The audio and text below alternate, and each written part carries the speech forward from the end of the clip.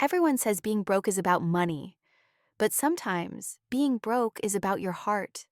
And sometimes the reason you're still broke is because you keep investing in someone who never plans to pay you back. Amira thought love would solve everything. Money didn't matter, she told herself.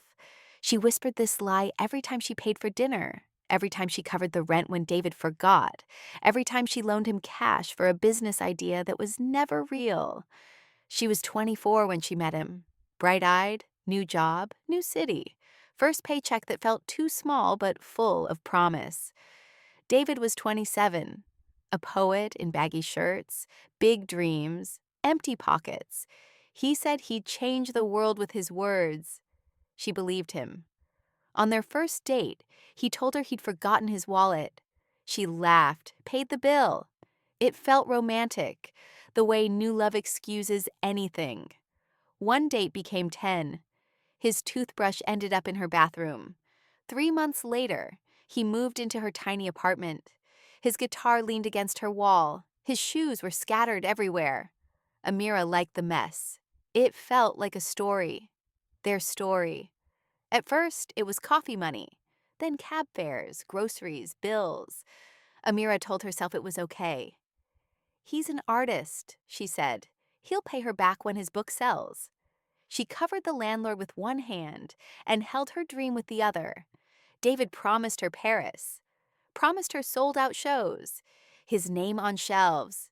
She believed him because she loved him. Because what's love if not believing in someone's impossible dream?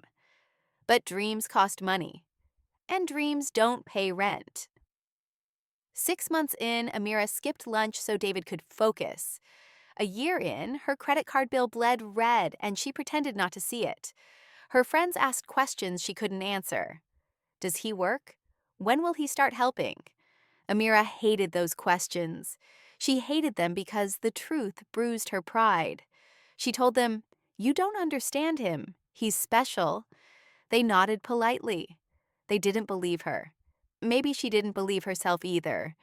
She thought loyalty meant staying, paying, carrying the weight for two. She thought love meant sacrifice, even if she was the only one sacrificing anything. David was charming. He knew the words, the soft apologies, the promises. When my book sells, we'll have everything. He built castles in the sky. She paid the rent on the ground floor. It wasn't the money that broke her. It was the day she came home early. She found him sprawled on the couch, playing video games on the laptop he'd sworn he needed to write his poems, an empty pizza box on her new rug, her paycheck feeding his laziness. She stood there, keys still in her hand, heart sinking. She realized love hadn't made her broke. She had her excuses, her choices, her fear of loneliness. Nobody wants to admit it. We blame bad luck, the economy, our parents, our partners. But sometimes the person draining you dry sleeps beside you every night.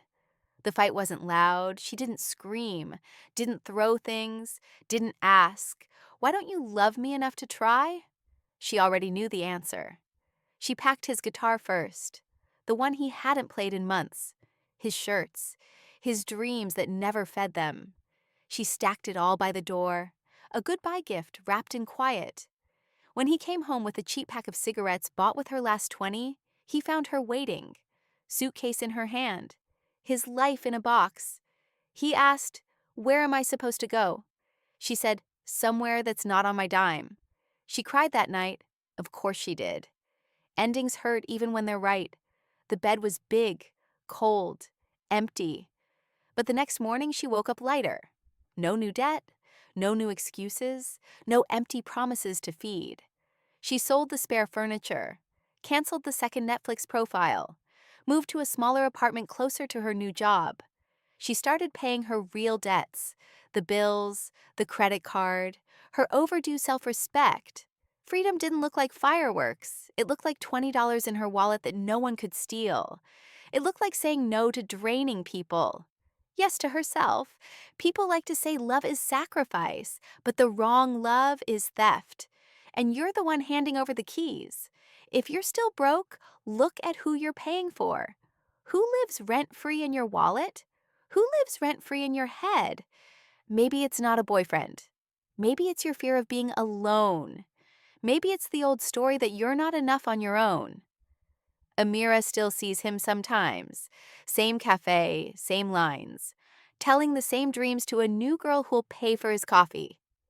She smiles, not at him, at herself. She's not angry, not bitter. She's free. She paid her debt with heartbreak and learned her lesson. She fell in love again years later with someone who split the check, split the rent, split the weight of dreams, brought promises and receipts. She knows now, love is not charity.